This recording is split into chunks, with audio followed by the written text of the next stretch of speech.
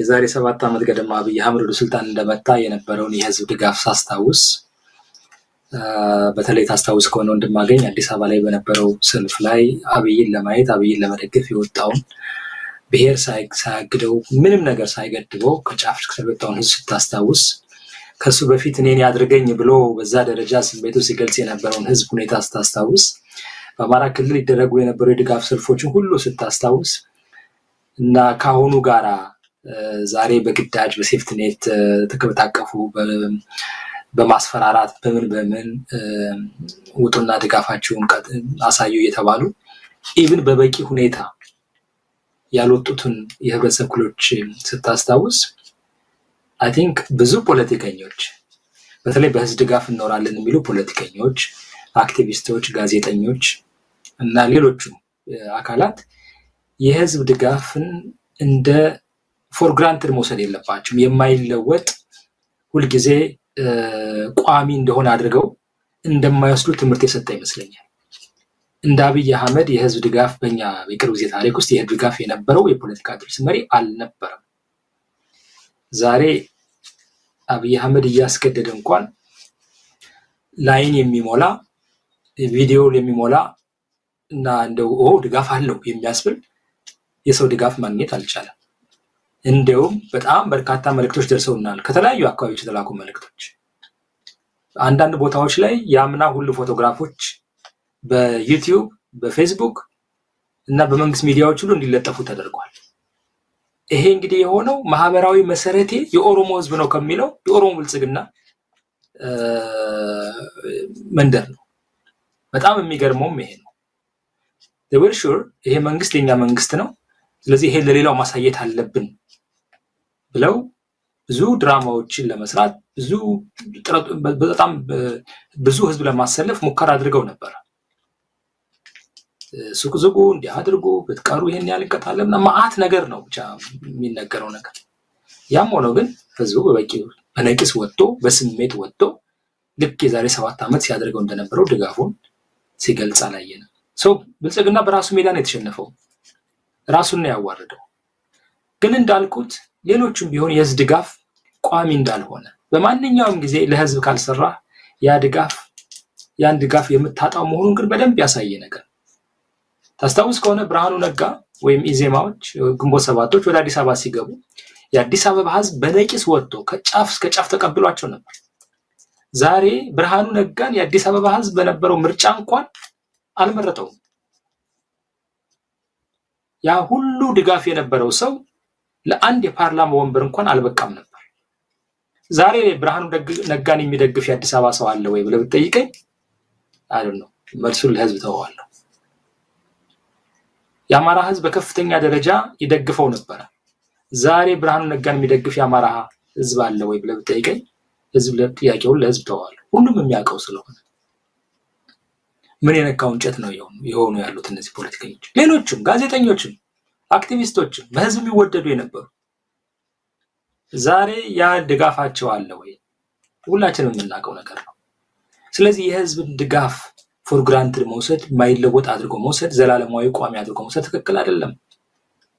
አብይ አህመድ በዚህ ደረጃ ነው የነበረውን የህዝብ ድጋፍ በአንድ ጊዜ አጥቶ ዛሬ እኔ እውነት ለመናገር ባይገደድ የራሱ የብልጽግና ካድሬዎችም ወደ አድባይ የሚወጡ አይመስለኝም ያፍራሉ ይሸማቀቃሉ ባይገደዱ ነው ማለት እንደው በዛችሁ በአዳራሻቸው ዳቦ እየቆረሱ ሻማ ያበሩ እንደ ቲፒኤልኤፍ መጨረሻዎቹ ዘመን ቢያከብሩት የሚመርጡ ነው የሚመስለኝ ዲስግሬስ እኮ በጣም እኮ ነው የተዋረዱት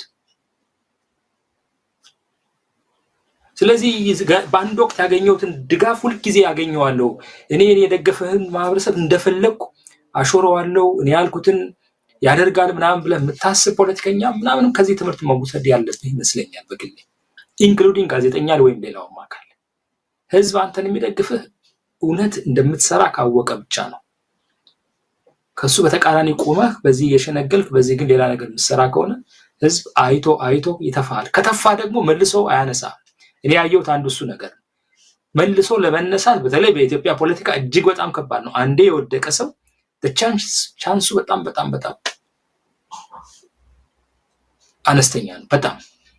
ይሄንን ያየው አይቻለሁ ሁለተኛው ልጆቻችሁ እንዳላችሁት ነው የኦሮሞ ህዝብ አሁን በኦሮሚያ ክልል የተደረገውን ሰልፍ አልፎ አልፎ በአንዳንድ ክልሎች ነገ አፋር የሚካሄዳል ሰምቻለሁ በግዴታ ነው ያው ሙጡ እየተባሉ ዛሬ ሲቀሳቀሱ ነው ያሉት ቤኒሻንጉል ጉሙዝ እነ ሙስጠፌም ጅጅጋ ላይ ተወሰኑ ነገሮች ሞክረዋልና ትንሽ ኢትዮጵያዊ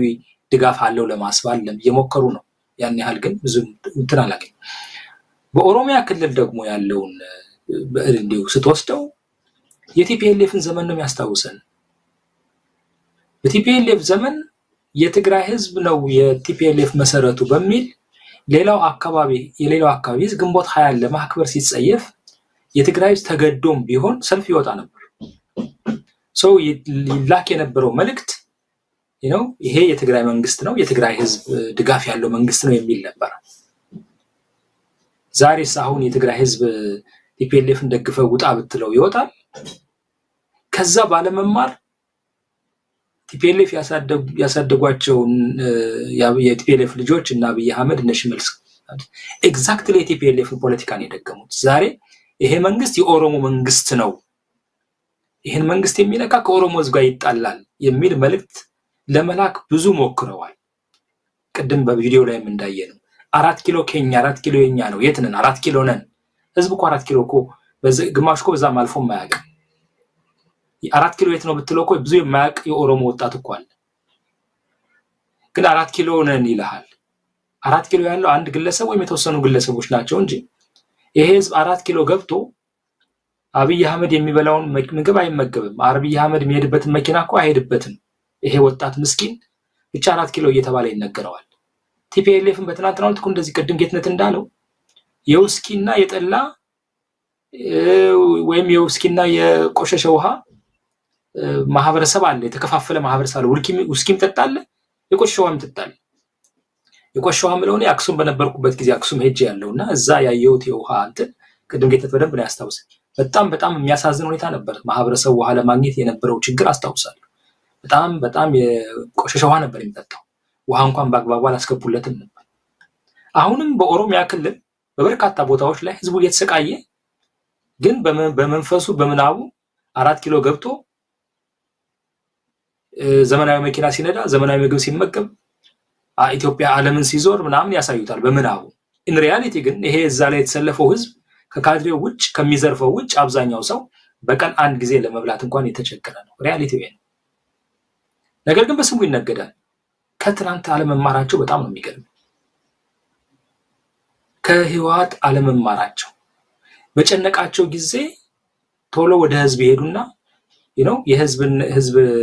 የሄድ መንግስት የኦሮሞ ነው ተናኩትና ወይ ምናምን የሚል ገጽታ ለመፍጠር ይሞክራሉ በጣም የሚያሳዝነኝ ግን ከዚህ በኋላ በተለይ ትናንትና በተቃውሞ ትግል ውስጥ የነበሩ ሰዎች ትናንት የህዋትን ድርጊት ሲያወግዙ ህዋትና የትግራይ ህዝብ የተለያየ ነው ህዋት በትግራይ ውስጥ ሰላማዊ ሰልፍ የሚያደርገው አንድ ነን ለማለት ነው እንጂ አንድ አይደሉም ይያሉ ሲሰብኩ የነበሩ ሰዎች ዛሬ ያ ሁኔታ በኦሮሚያ ውስጥ ሲደገም ይያዩ ዛሬም አብይ አህመድ የኢትዮጵያዊ መንግስት ነው ብለው ቢከራከሩ ከሆነ በእነሱ አፍራለሁ ኦሬዲ የነገሩን ነው የኛ መንግስት ነው ብለው ባለስልጣናት እየወጡ በአደባባይ ያሳዩን ነገ ወጣው ትናንትና ቲፒኤልኤፍ ሲያወግዙ የነበሩና ዛሬ አብይ አህመድ ደጋፊ የሆኑ ፖለቲከኞች ጋዜጠኞች አክቲቪስቶች አብይ አህመድ ኢትዮጵያዊ ነው ኢትዮጵያ ፖለቲካ ነው የሚያራምደው ቢሉኝ ሊቀበሉ አልችልም ይሄ እንኳንስ ሌላውን አብይን ማይደግፈውን ቀርቶ ህሊና ያለውን የአብይ ደጋፊ ጭምር የሚያሸማቀቅ መልእክት ነው የተላለፈው በኦሮሚያ ክልል ውስጥ እነሱ ራሳቸውንም የሚያሳፍር